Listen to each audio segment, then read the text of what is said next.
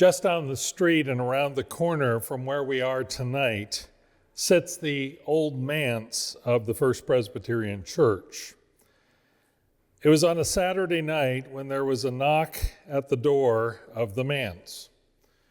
When Reverend John DeWaard opened the door, it was one of the Sunday school teachers from his church. "Domine," she said, "I don't understand the Sunday school material. It says here that they're supposed to circle which was the most important man. There are 3 other people mentioned, then Jesus Christ. I don't understand. He doesn't belong in here with these other people." Well, being the good pastor that he was, John DeWaard sat and spoke with this troubled woman. He looked over the Sunday school material and observed that it was very humanistic at points. They discussed how she should present the material to her class the next morning. This experience launched John DeWaard down a road that would forever change his own life, that of his church, ultimately the entire community of Cedar Grove, as well as his presbytery and the state of Wisconsin. People in this village still remember those events and the result of that titanic struggle for orthodoxy in Cedar Grove. As John DeWaard began examining the Sunday school curriculum produced by the Presbyterian Church USA, he found that it was riddled with modernism. The liberal unbelief that was afflicting the PCUSA generally was being specifically packaged as Sunday school lessons for children and young people. Its subtlety increased the danger to their young souls. They were being taught that Jesus Christ was nothing more than a man. A good man, no doubt, but only a man. What was conspicuous by its absence was a full-throated affirmation of the deity of Jesus Christ. Branching out from Christian education materials, DeWaard also scrutinized the situation in missions. The Foreign Missions Board of the Presbyterian Church was even worse, if that were possible. As his mentor, J. Gresham Machen, had so ably demonstrated, modernism was wreaking havoc on the foreign field. With missionaries like Pearl Buck denying the gospel and affirming paganism, Machen and his friends had no choice but to start the Independent Board for Presbyterian Foreign Missions. The idea of supporting missionaries who themselves denied the gospel was unimaginable. How could his church, in good conscience, continue sending contributions to support the spread of modernistic unbelief? Not one more penny should be given to fund this destructive influence worldwide. Facing reality, John DeWaard had a decision to make. Should he stand and fight? To do so would risk the comfortable life that they enjoyed for the past decade in Cedar Grove. The manse, the church, and many relationships would be taken from him if he did what he knew he needed to do. This was a major decision with unmistakable implications for DeWaard and his growing family. Who was this man? Where did he come from? John DeWaard and his wife Hattie were both children of Dutch immigrants. John was raised in South Howland, Illinois, and Hattie grew up in Grand Rapids, Michigan. Their parents were farmers, and both John and Hattie loved rural life. Living in South Howland, young John became boyhood friends with Cornelius Van Til. Case would be a lifelong confidant and colleague in ministry. They attended Calvin College in Grand Rapids together, and then they both migrated to Princeton Seminary for further studies. As they both moved into ministry, they frequently corresponded. They read the same books and articles discussing the burning theological controversies of the day. They encouraged one another in the fight for truth. It was at Calvin College that John met Hattie. The two fell in love and were married. They served shoulder to shoulder through 34 years of active ministry. Hattie was an incredible woman in her own right, as is evidenced in the book, Choosing the Good Portion, Women of the Orthodox Presbyterian Church. They had 6 children together, 4 of whom I have had the privilege to meet and to interview about their father. In 1925, John had received a call to the First Presbyterian Church in Cedar Grove. He had been recommended by his professor, Dr. Gerhardus Voss. When he was examined by the Milwaukee Presbytery, he made a favorable impression. One presbyter said of him, "I heartily recommend for approval all the parts of trial submitted to me, and bespeak for our brother a life of great usefulness in the ministry of the church, which in time I think will be in a professor's chair, perhaps the one once occupied by Dr. Charles Hodge." A second examiner was equally enthusiastic. He said, "I am personally glad that this young brother is seeking a part and place in the ministry of our church." On July 9, 1925, 100 years ago, John DeWaard was ordained to the gospel ministry and installed as the pastor of First Presbyterian Church. The early years were fruitful. The Lord's blessing was upon DeWaard and upon the congregation he served. It could have gone on here for many more years had not modernism crept in to challenge the faith once for all delivered to the saints. This non-redemptive religion was a counterfeit of true Christianity. It taught a message of salvation by being good and doing good, what is commonly known as works righteousness. It denied both implicitly and explicitly the atoning work of the God-man, rejecting his virgin birth, his many mighty miracles, his sacrificial death on the cross, and his victorious resurrection from the tomb on the third day. Though modernism sounded Christian to the untrained ear, it was far from Christian. It was anti-Christian. It was, as DeWaard described it, fascism in the church. When DeWaard became convinced that he had to oppose modernism, he took time to count the cost. There's an interesting story that was related to me by his youngest daughter, Mary Jo Miller. She told me this: "My mother always told the story that she was down in the basement doing the laundry on a Monday morning. You know, the washing machine was in the basement, and then you hang the clothes outside.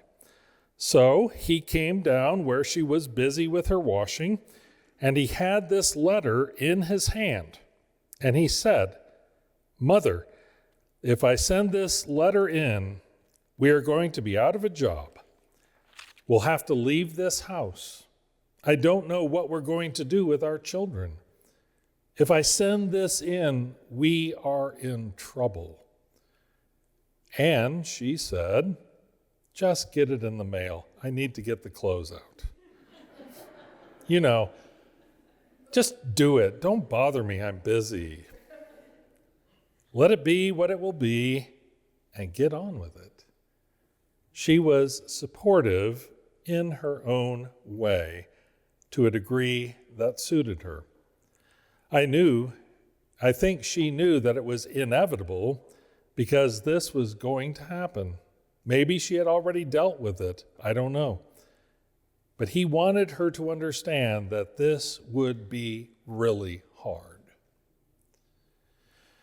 By confronting the rise of modernism in the Presbyterian Church, DeWaard was courageously taking a stand against a beast that was intent on crushing any and all opposition. DeWaard wasn't engaging in hyperbole when he said that they would be in trouble. Leaving the church meant leaving the manse and giving up that relatively comfortable life.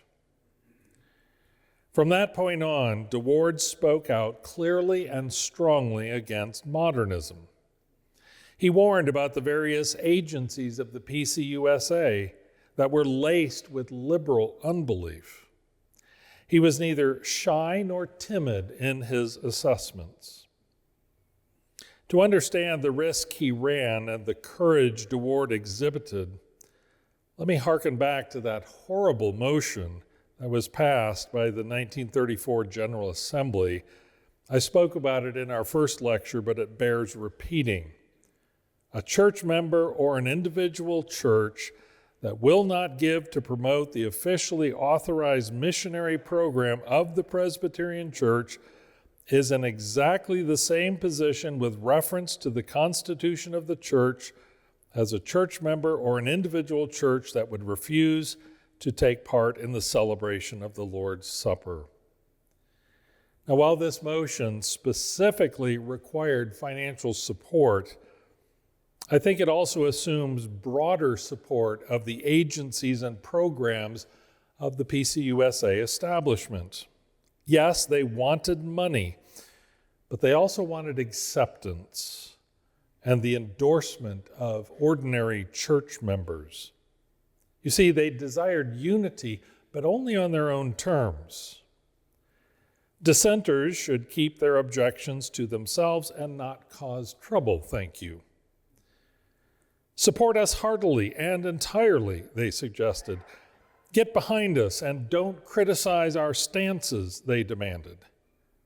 Well, this John DeWaard could not do. From 1933 onward, DeWaard spoke to his own congregation about the dangers inherent in theological modernism. He pointed out to them the errors and falsehoods of that counterfeit version of Christianity called modernism.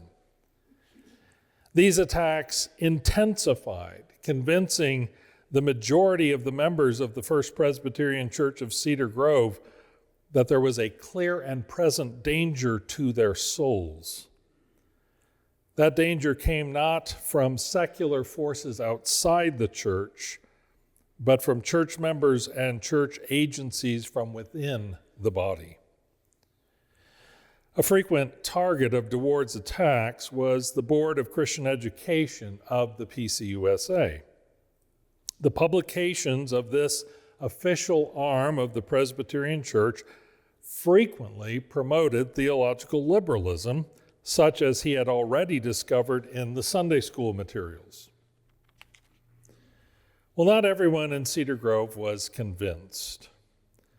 A small but vocal minority voiced its displeasure and wished for their pastor to cease and desist from attacking liberalism in the denomination. A key encounter came on January 14, 1935, at a meeting of the Milwaukee Presbytery. Their minutes record the following. Reverend J.J. DeWaard was granted the privilege of reading a paper in which he charges that publications of our church depart from the doctrinal standards of the church and that the Board of Christian Education is disloyal to the truths of the gospel. Now, following very predictable protocol, the subcommittee of the Committee for Education of the Milwaukee Presbytery had a ready reply. The Reverend T.B. Leiter presented their answer to DeWaard, stating that the committee had carefully and prayerfully examined the books and the charges, their conclusion is that the charges are not confirmed by the contents of the books and should be withdrawn. The presbytery received the report and the findings and placed them on file. But that's not all that they did. By motion, they appointed a commission consisting of 5 ministers and 2 elders to investigate thoroughly the situation in Cedar Grove. That commission had its first meeting on February 26. They invited Reverend DeWaard to meet with them in the hopes of making our conference at Cedar Grove a friendly one, as they reported to the presbytery. John DeWaard came prepared with a statement to the commission of the Milwaukee Presbytery. His document was 12 pages single-spaced. He opened his remarks with a friendly and open tone, hoping for a productive encounter with the commission. Yet he believed that, quote, a full and frank discussion will also serve to instruct the people with whom the conference is to be conducted, end quote. He wanted clarity and honesty and truthfulness to prevail. He also assured the commission that he took no pleasure in protesting against his own church. He had loved the PCUSA for the past 10 years, and he did not relish any trouble that might be caused by his comments. Having given his friendly introduction, he moved to address the relation of the standards to the scriptures. He argued at some length for confessional loyalty based upon the Old and New Testaments. His second main point was a critique of the purpose and aim of the books of Dr. Hugh A. Moran. Moran was a modernist author whose books were published and promoted by the Board of Christian Education of the PCUSA. DeWaard's critique of Moran was both cogent and succinct. After this, DeWaard tackled Moran's errors regarding the person of our Lord. He spoke about the miracles of Christ, about Nicodemus and Jesus from John 3, and about the atonement of Christ. And from there, DeWaard pivoted to Moran's faulty views on the doctrines of total depravity and the doctrine of saving faith. Dispensing with Hugh Moran, DeWaard asked the question, is the Board of Christian Education a business or benevolent institution? Specifically, he focused in on 3 questionable books on prayer. His friendship with Van Til equipped DeWaard to offer devastating critiques of these misleading volumes. In his conclusion, DeWaard ties his critics to the Auburn Affirmation and to Princeton Seminary. He closed with these stirring words, quote, I am not better than anyone else, but I cannot do otherwise than give expression to the truth. I love our church. I will gladly sacrifice anything for her. I love our Reformed faith. I am ready to spend in the service of teaching it to the best of my poor ability. I love the Lord Jesus Christ because he died for me in my place upon the tree. This paper which I have written, as everything else that I have done these past 10 years in our church, sin accepted, I have done as a thank offering to him who loved me and gave himself for me. I cannot understand how people can be indifferent when there is such a Savior and Redeemer, end quote.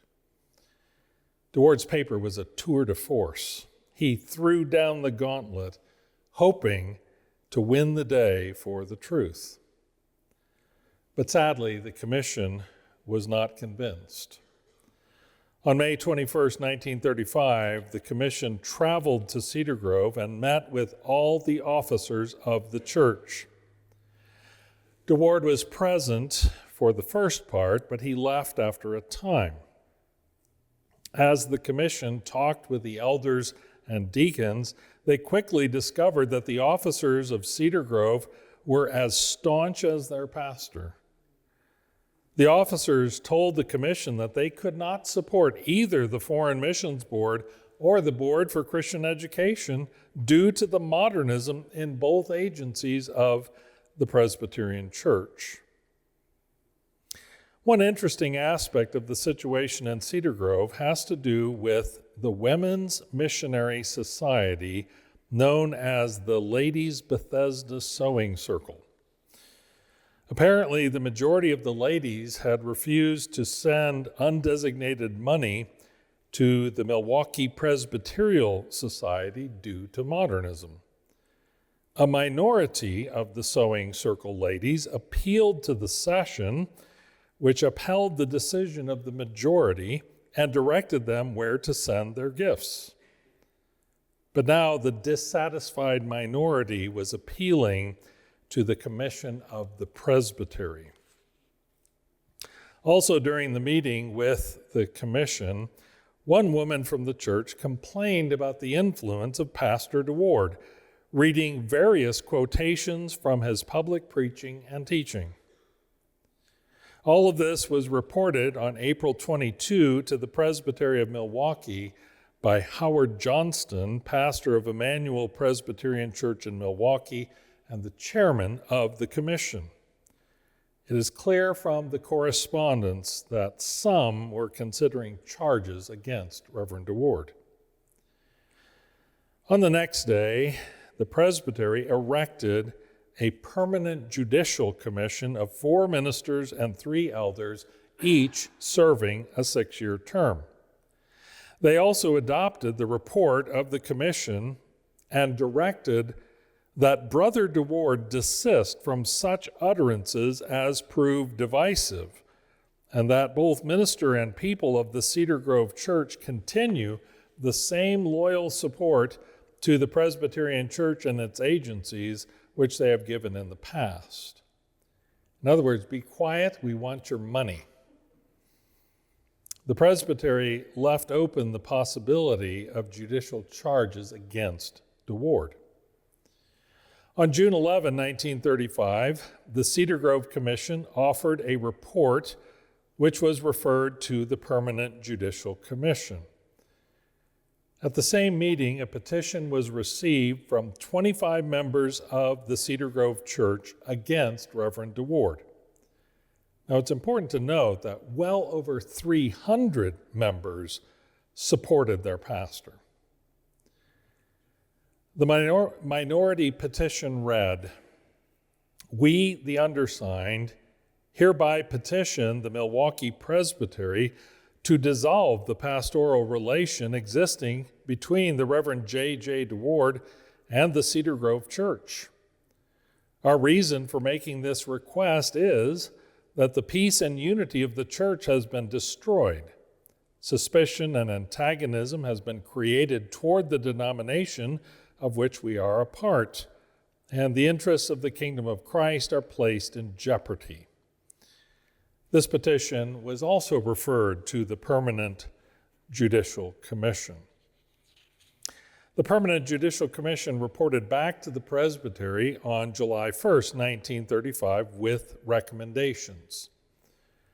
Since no judicial charges had been laid against DeWaard, they lacked the jurisdiction to do anything more than receive the report.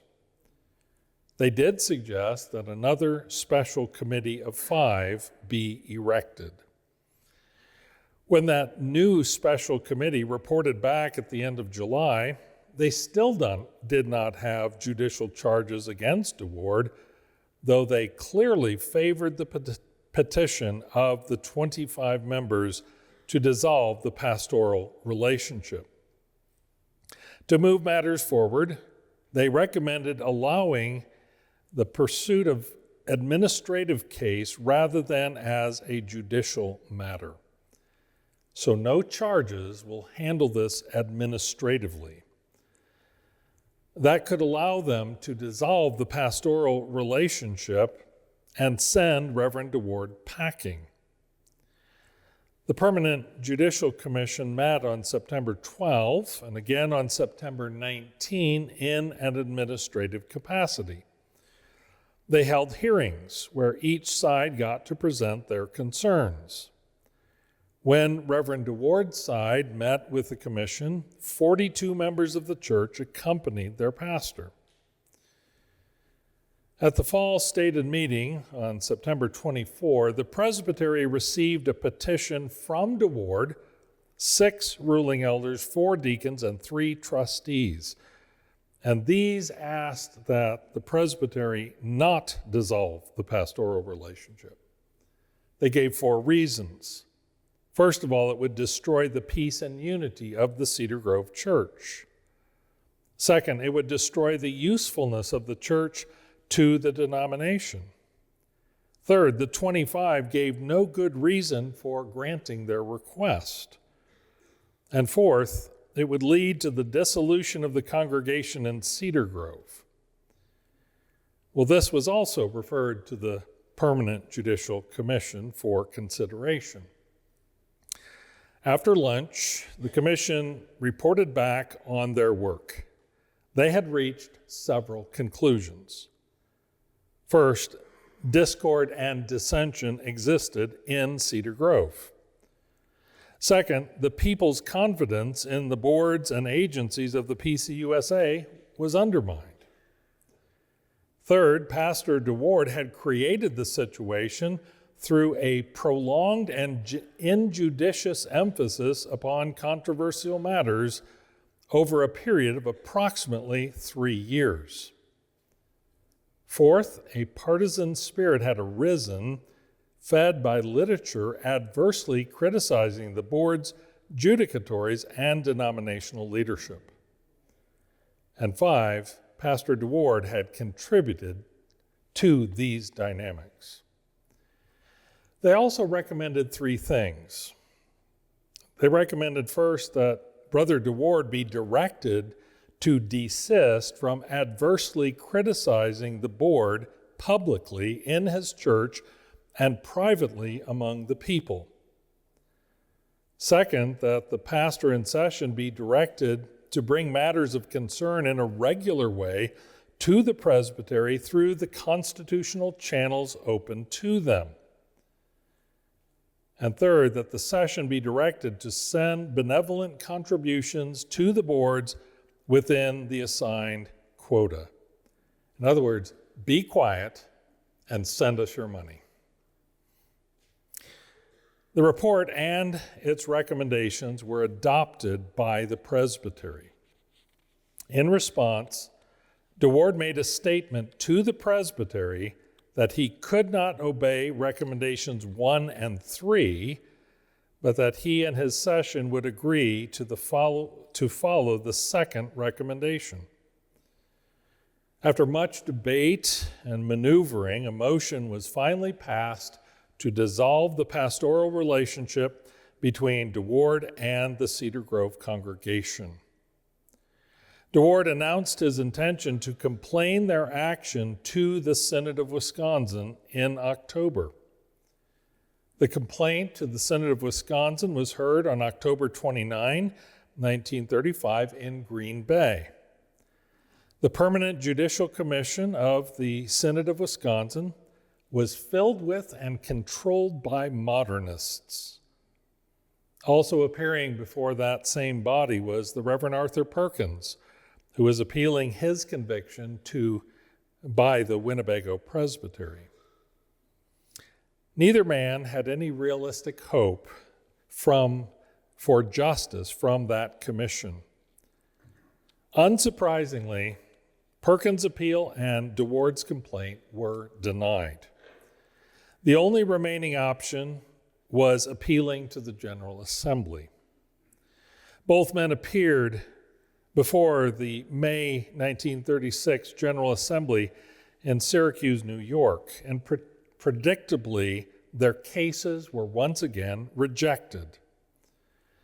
The public pronouncement of the decision on the cases of Perkins, Machen, DeWaard, and others is described by Robert Churchill, who was an eyewitness of the events. In his book, Lest We Forget, Churchill recounts the scene. He writes, "It was in the wake of such actions that the all-important General Assembly of 1936 met in Syracuse. The things that I saw and heard there will live in my memory forever. I sat in the balcony, which was well filled since many had come to witness the culmination of years of struggle in the Presbyterian Church. An increasing number of people had concluded that two fundamentally different religions were involved. The men on trial had appealed their cases to the various synods and finally to this General Assembly. The cases had been handed to the Permanent Judicial Commission for review and a final decision. The time arrived for the trial to begin. The 7 members of the commission filed onto the platform while the assembly solemnly stood. The moderator announced that the assembly was about to sit in judicial capacity and as a court of Jesus Christ. This was proper Presbyterian procedure, and a key point to note, because the assembly did not consider itself to be meeting for ordinary business or administrative purposes. Thus, the decisions would not be the decisions of ordinary assemblies, as the previous ones had been. These would be the acts and decisions of the Supreme Court of the Church, and would not be altered or withdrawn unless the church repented. The scene should have been full of dramatic tension. Although such was not the case, this very lack of tension may have indicated a drama far greater than was immediately discernible. The reason there was so little tension was that the commission did exactly what everyone expected. 3 of its members were Auburn affirmationists who had already set aside the scriptures as the source of supreme authority and truth. That the General Assembly would support the decisions of the commission was also a foregone conclusion. Thus, the proceedings ended any hope for reform within the Presbyterian Church. In each case, the decisions of the lower courts were upheld, resulting in suspension from the ministry for Dr. Machen and the others. Up in the balcony, 2 young couples were seated just in front of me. The men were either ministers or students for the ministry.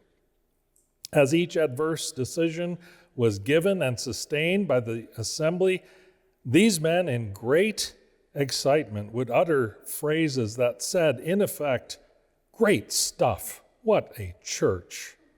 Imagine a church demonstrating such fearlessness, such moral strength and fortitude. This was quite typical of the general reaction. After that day's fateful meetings, I stood by as several liberal leaders in the fight came up to some of the ministers who had just been deposed. There was an exaggerated demonstration of good sportsmanship. The liberals smiled at the ultra-fundamentalists and shook hands.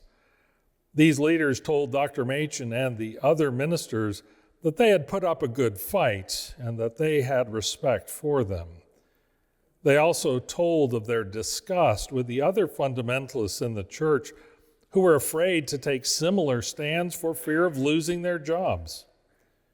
Perhaps this was not a bad gesture on the part of the liberals, but it was no less tragic. The victors could afford to appear expansive and friendly.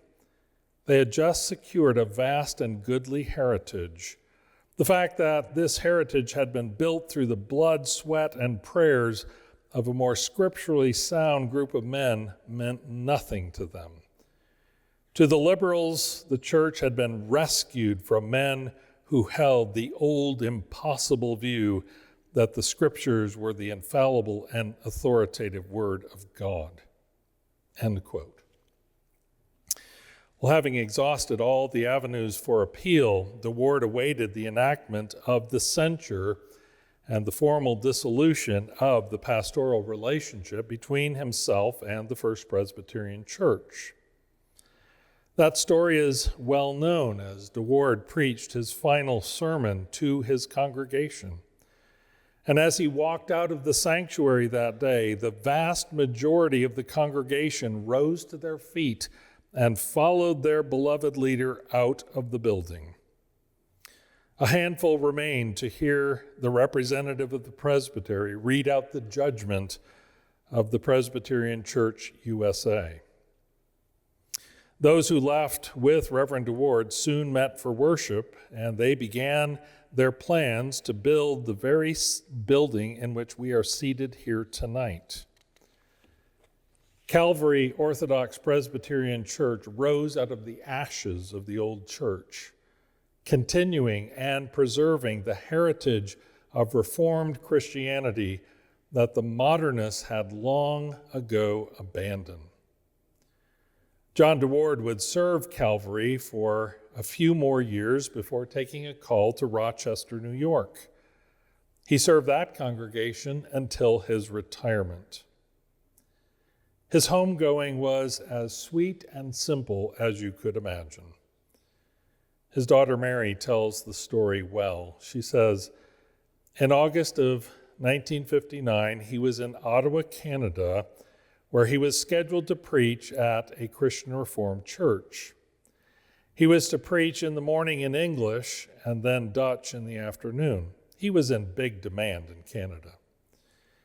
So he traveled by himself, and he was to preach that Sunday and went up early Saturday night so he could spend some time preparing for the Lord's Day.